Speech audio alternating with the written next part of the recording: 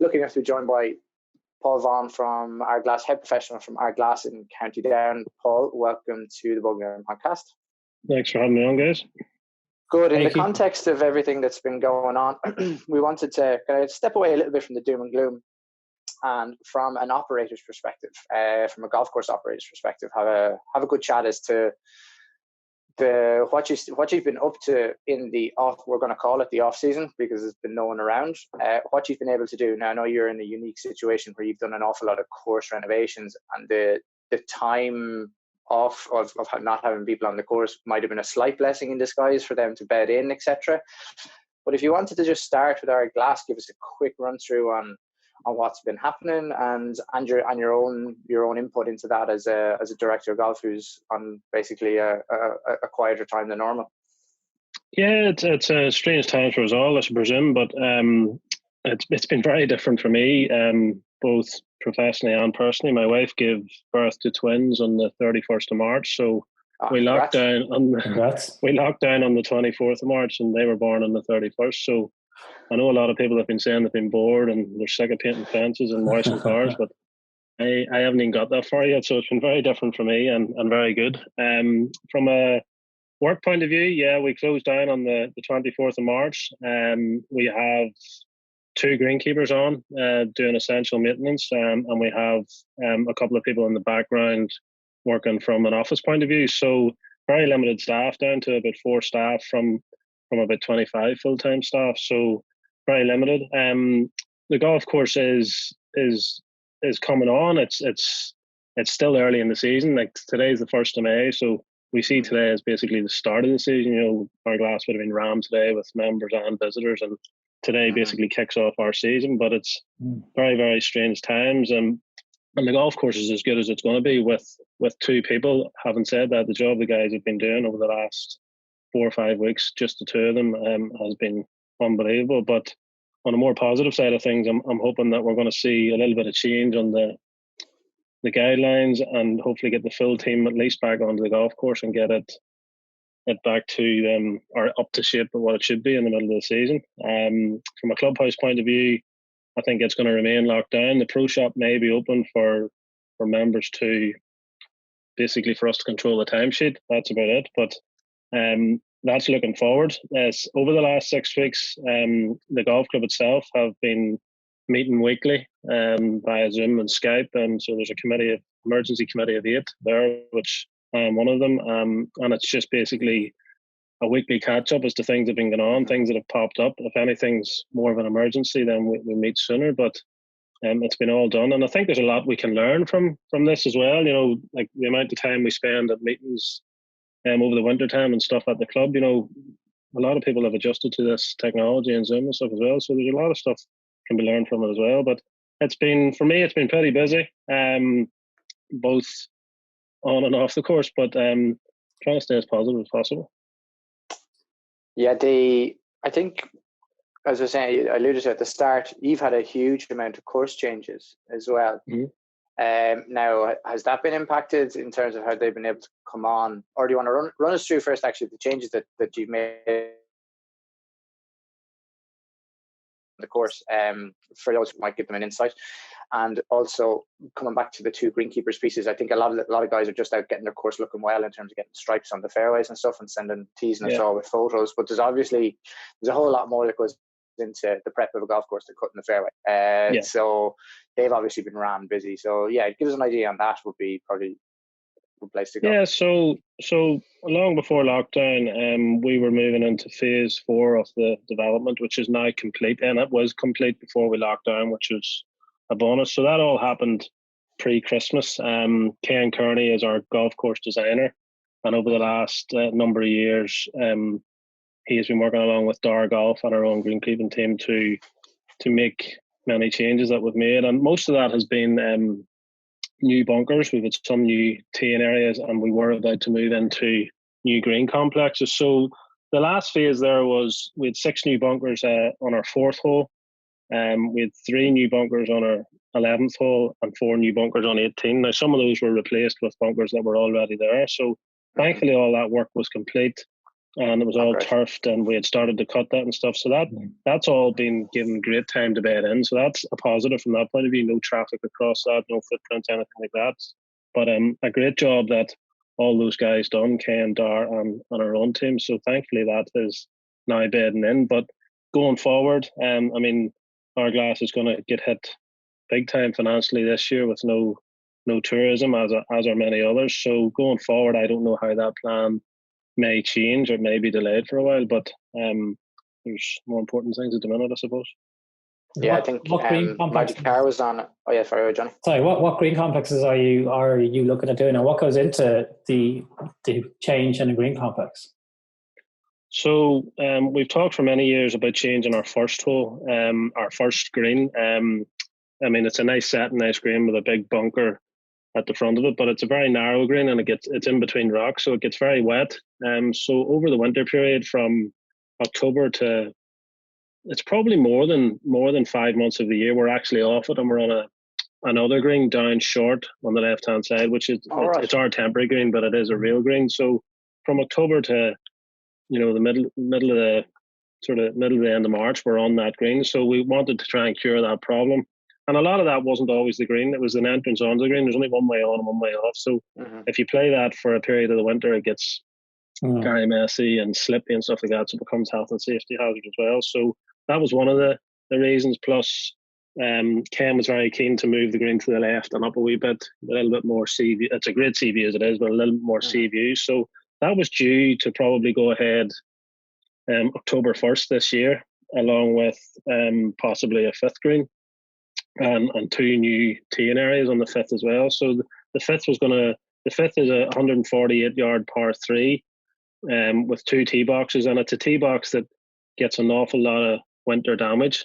So we set bales and stuff up around this tee box over the winter to protect it, but it gets an awful lot of damage, and it's usually slow to come back at the start of the season. So we wanted to try and look at that problem and build another couple of teeing areas further away from the water, but still heading towards the water. So Ken had put great plans together there, with a new green that could accommodate shots from both angles, like a postage style type golf hole, and it was very, very excited about that. But those things are just put on hold at the minute. But they will happen someday, and they're very exciting. But it's just on hold at the minute. I think it was pretty much summed up well on a separate podcast. Marty Carr described it as everyone is basically going to have to fit 2 years worth of, or 1 year worth of revenue into 2 years, and I think that's probably a basis. Do you think, Paul, it's from a business perspective for you guys, and this is looking at the recovery now, and we were actually just having a conversation about it downstairs with my brother and my father, about places that potentially we now could start to get to and get access to a little bit more as GUI members, and a kind of a one island. Obviously, we have a one nation or one island governing body that. I think feet onto golf courses in any capacity at the moment is going to help the bottom line. It's not going to be a £250 or euro green fee, because that our economy doesn't support that. Our salaries don't support that. But is that something that you think people will, or clubs will, kind of take a unilateral approach and say, listen, we just want as many people to start playing as possible? Yeah, I think so. I mean, from our point of view, we have rack rates, which are very high, and we tend to set that bar high and work back from it, because you can't work up. But from a GUI point of view, like I think we were one of the first clubs to introduce a GUI rate, which is very, very reasonable. We run at least one open a month where all GUI members can enter, and I think some of them opens cost as little as £15. So there's a bit of a myth out there that golf is expensive in some of these places that are doing really well through Americans and charging a lot more money to international visitors. But if you look hard enough, there are games to be got at a cheaper rate. Going forward, I mean, we're already in discussions with some local hotels and stuff about domestic business towards the end of the year. And I mean, from our Ardglass point of view, we're always very open to any sort of business that will bring in some extra finance as well as accommodating our members at the same time, because we're a members golf club and we always will be, and it's always right that the members will have first shout at everything, and that's only right, I think. Yeah, this then comes into the when we get people back to play. Are you envisaging a bit of a sticking point in terms of from a legislation perspective from the north to the south, or do you think that this will be left to the governing body to decide? But then if it's left to the governing body to decide, and the local jurisdiction laws in terms of what lockdown is in place, is that going to be an issue? I'm hoping. I think we're all hoping that. I mean, both our guidelines should be very close together. They should be working very close together, and hopefully they do come out to be close to that. Otherwise, you're going to have people trying to travel from one side to the other, which is just wrong. But I mean, we've been guided totally by the, whenever the GOI come out with the recommendation, that's how we've been going. And I'm hoping that whenever we do get some announcements, that the GOI issue strong recommendations as to what they think all their affiliated clubs should do. So hopefully we all act as one, and that there's not any strong government guidelines that stops us from doing that. That's interesting, because I think you've seen a few golf clubs around the country who have reacted to the RNA advice or statement that they put out, but there was kind of notable silence from the GUI. I think from my point of view, that kind of tells me that they've taken it and they'll come out one way or the other now. I think it's the 1st of May today. The Irish government is expected to make a statement on whether there be further lockdown restrictions here in the Republic. I wouldn't be surprised. I don't know if you feel the same way, but I wouldn't be surprised if the GUI comes out with some statement in the hours following the government. Yeah, and I think that's what they should do. I just think there's never enough communication again during a time like this. Even if you're communicating the same message, we should always keep communicating exactly where we're coming from. And the RNA, I think everybody will be guided by the RNA guidelines, because they're the ones that will have done the most research and listened to the most people and got the right advice. So between the RNA and the GUI, hopefully we're all on the same page and all do the right thing. Yeah, I think to be positive about it, I think it'll be the excitement around golfers and around memberships will be pretty high once we do return to golf again. Yeah, for sure. I think I was reading something from Denmark there yesterday. I think they had, within a matter of days, it's something like 5,000 rounds of golf. Because everybody was just busting it back at it. So I mean, I think that's a really exciting thing. People think, oh, we can't have that, it'll be too busy, and we can't police that. Like, we have to find a way to police things again. If people are allowed to play golf and they want to get out and play golf, we find a way to manage that, not curb their enthusiasm. So I'm looking forward to the day that happens. And even from our own point of view, if the pro shop and operations isn't open, myself and my staff will act as, either car park marshals or rangers on the golf course, and just be in touch with the members that are there. But the day that happens will be a good day. So hopefully that happens sooner rather than later. Sure. I think it's going to go back to a much more personal approach, to be honest, from the clubs itself, in getting out and being active on the course. Because I think a lot of any part of, I remember growing up in St. Athlone on a weekend, because the timesheet would be full, you'd always have two lads from the committee who would be designated as the rangers on the day, and they'd be out in the cart and they'd be moving things along, and they'd be going on and these lads are just out for a conversation with the members and the locals. And it was always guys' ways of filling time, and that's Ardglass is an exception, because you're so busy. But a lot of clubs just don't have that, because they don't have the paid staff, and they don't have. But I think this kind of community piece where people will become more active in the club and administering these rules, so we're all allowed to keep on doing it. Like, the worst thing that could happen here is every single one of us rush to the course and bald headed into it. We all get in trouble. Someone picks up this virus in the club, and all of a sudden everything's back down to zero. So hopefully, I think it might bring back a little bit of the older I don't know, club feel to some places that it has been missing, because you can't go to the bars now in the club, and you can't congregate in the pro shop. So the club needs something to interact with the membership on the course.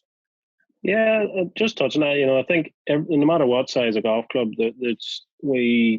we want everybody to be out and playing, but it's up to the golf club to get the guidelines and the rules and regulations in place. Like, this is how it's going to happen, and if anybody steps outside of that, old golf club things step in, and action has to be taken. But no matter what size of golf club you are, there should be enough volunteers in order to police that, and people elected to do that. And I think with people being stuck in the house for so many weeks, there'll be more than enough volunteers happy to go out and practice, and help them social distance and stuff like that. So I think that's up down to each individual golf club to make it clear, this is our guidelines, this is what we have to stick to, and this will continue like this as long as everybody abides by what we have to do in order to protect the social distancing.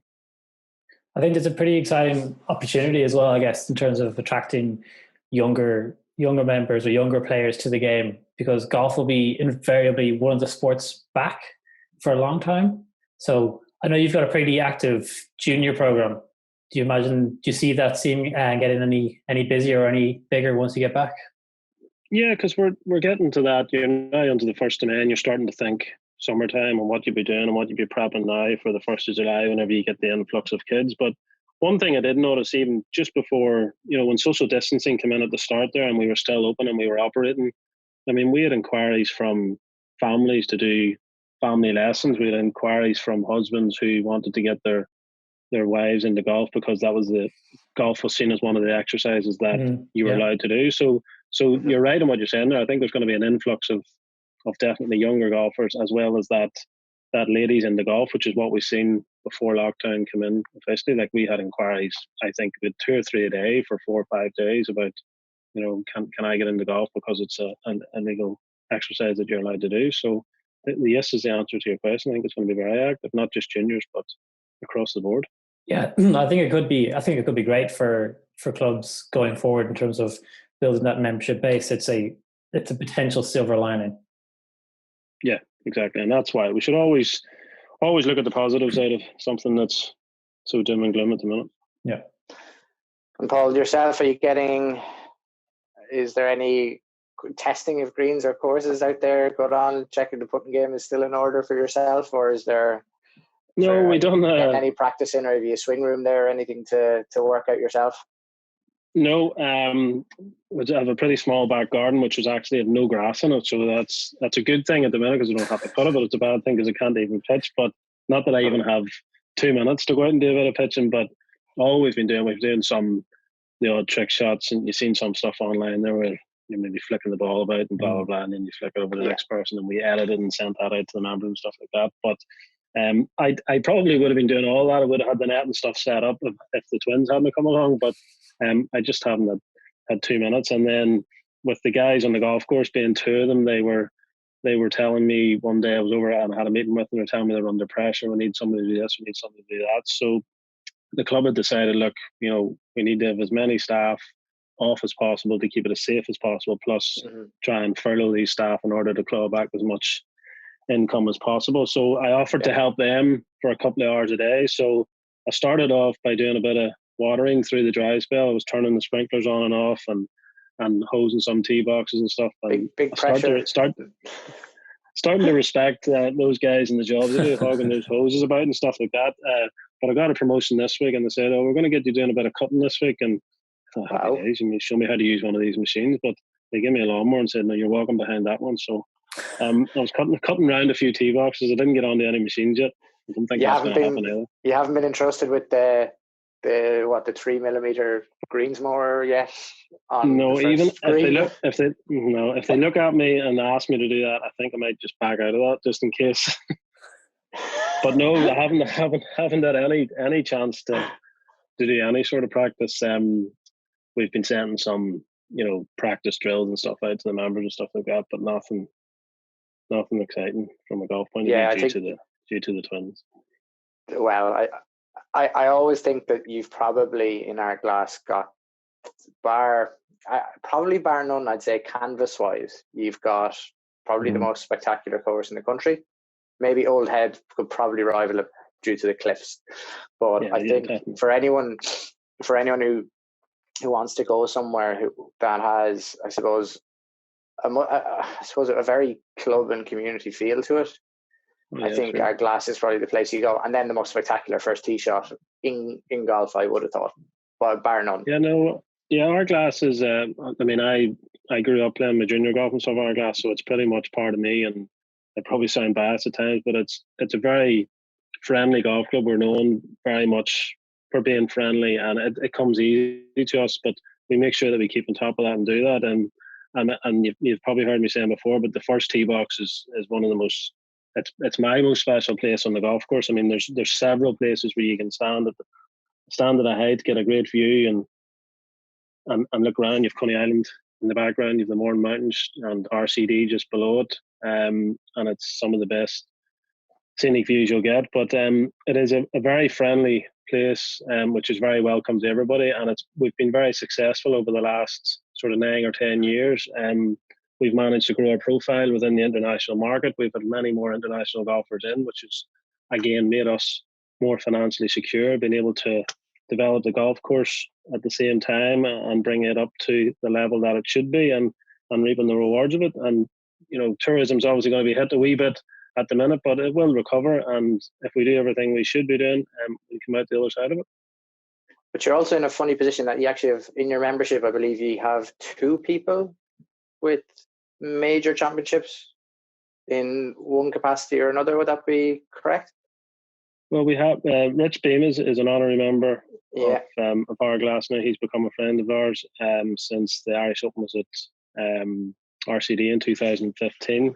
And Cormac Sharvin's obviously a member. He's a European Tour player at the minute. And there's a few other honorary members that have a few golf. The one I was of Bo Martin Bo's a member there, isn't he? Bo's a member, and was for many, and he's a club champion back in '93 and '94. So Bo's still about. He had the claret jug up there over Christmas, in one of the wee bars just across from the golf course. So it was very nice too, and he keeps in touch with the club all the time, and so all good. He's still flying high on that. Oh, I'd say. Well, he's a caddy for the Open champion for another. He's probably slightly happy that it's been cancelled, so that he's still the caddy that owns it. Right that way behind closed doors for a long time. Yeah. Could you talk us through the clubhouse, because that's another unique aspect of the club is your home clubhouse. Yeah, and we use that as part of our marketing tools and campaigns as well. It goes back to 1405. We have a wee plaque at the front door of the clubhouse which shows you that. And it's we've had people lived in it. So it's very much an old castle.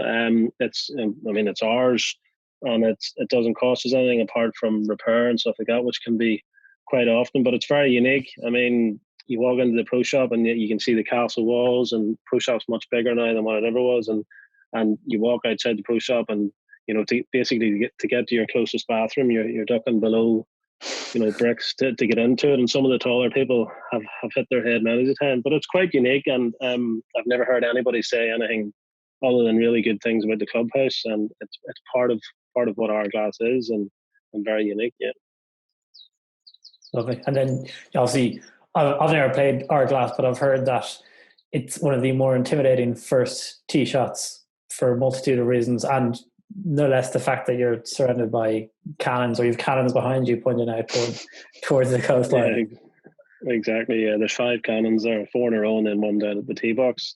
Yeah, so you drive into the car park in Ardglass, and the first thing you see is basically the 1st and 18th and the water beyond that, and then the next stop is the Isle of Man, which is the harbour's just around the corner from the first tee, and it's 25 miles from harbour to harbour, so it's very clear most of the time. The first hole is 335 yards, 334 yards. The tee box is much more daunting than what the actual hole is. The hole is, for a standard golfer, you can get the golf ball up there a couple of hundred yards, and you're left with your 130, 140 in, but it's into a tight green over a bunker, so Ken was keen to change that, get rid of the bunker and not make the second shot as difficult, but also the long hitters could be having a pop at it on a day maybe with a slight breeze. But it's a lot more daunting on the tee box than what it actually is. Having said that, for anybody that hasn't warmed up, you still have to hit the ball 160 yards in the air as your first shot. So, and I don't care what level you're at. I've seen it all from +5 handicappers, and they all haven't hit the fairway at times, I can tell you. Oh, it just whets the appetite to get back out now, doesn't it? I know, it's just everybody's busting for a game of golf, I think. Everybody is just busting for a game of golf. And we will get back, and we'll get back to a nice stage. But it does sound like, in fairness, it sounds like you have things set up in the background to bring people back and bring people in safely as well. And I think your attitude to making sure it's as safe as possible to keep it going, as opposed to get as many back and get the money back. I think if people go on a bit of a land grab and a cash grab early to take advantage of it, I think we'll live to regret it. But a nice measured approach back from clubs is what this is going to take, isn't it? So hopefully by the time this goes out, it's members have been hit hard here. They've been asked to stay away from their golf course for it's 6 weeks now. So they're obviously keen to get back out. So they're our number one priority whenever we get back. And then we'll see how the guidelines go from there. But I mean, we've a really good emergency committee in the background who basically we've been working over the last 10 days. Right? If somebody makes an announcement today, we are ready to go the next day. And there's a very positive attitude out of that committee that, I mean, we're not going to ban buggies, we're not going to ban trolleys, we're not going to do anything that is we can't manage. So if we're allowing buggies, we'll do everything we can to allow buggies with single use. We'll clean them before they go out, we'll clean them when they come back in, whereas an easy decision would be, right, we're all walking, no buggies. So we're doing everything we can proactively to accommodate everybody, because the people I think about in the buggies is not somebody that wants to grab a buggy and go and play 9 holes and just wants to get in quickly. It's the guys that are depending on a buggy to get out there. So I think it's essential we have as many things as possible in place in order to accommodate all the members that are looking for a game. Yep, sounds like you have it pretty nailed. I think that's a good. I think that's a nice positive way to wrap it up, Paul. To be honest, and you've been really good with your time for us. And do you know what? It's nice to get someone who has a very positive outlook. I suppose you've a lot of excitement going on outside of golf, so that's probably taken away from the despondency that some people who are less occupied. But from the two of us, thank you so much for your time. We hope to see you up there very soon as we're allowed, I think is basically it. Yeah, Once you guys, you're more than welcome at any time, so make sure you touch base whenever we get out the other side of this. And we're wrapping this up at a perfect time because the next feed is just you, actually. So not be first and then the feed. Very nice. Listen, Paul, thank you very much for your time. No bother, guys. Good to talk to you. Thank you. On the tee, Jack Nicklaus. This is the minute that millions around the world have waited for. We will allow you to enjoy all of this. They are dancing in the pubs of Dublin. Harrington with an ace. And we have a shining star at sunset. Rory continues his run to greatness. The return to glory.